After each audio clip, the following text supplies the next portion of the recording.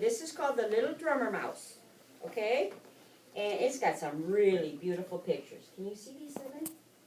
And it's just a picture, look at all this. A picture of mountains and animals and all kinds of good stuff. Okay, so, a Christmas story. And this starts by,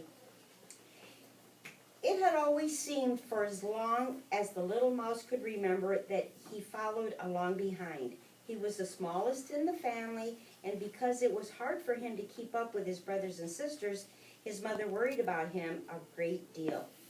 So she made a tiny drum for him out of a hollow acorn. "My littlest one," she told him, "you are always lagging behind, but at least I'll hear you beating on your drum, and that way I won't lose you." And there she is, and she made him a little drum, and there's all the other little mice.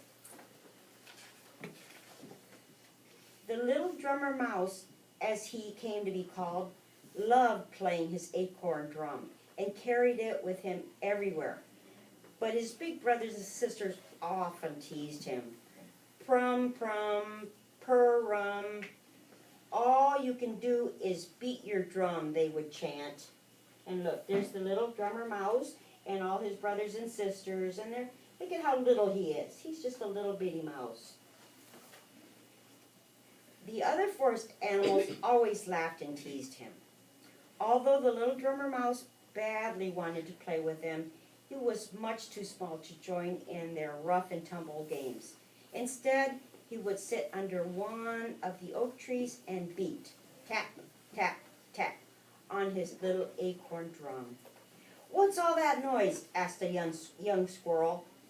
"Don't you know you're supposed to eat acorns? My mother told me not to play with my food. Go play your drum to the stars. At least you won't bother them," added the rabbit. That's not very nice, is it? No. And so that's just what he did. On clear nights when the mouse family was tucked in bed, the little drummer mouse would often creep outside to the farmer's field. There he loved to watch the stars twinkle back at him as he tapped along, and they even seemed to enjoy his playing as much as he did.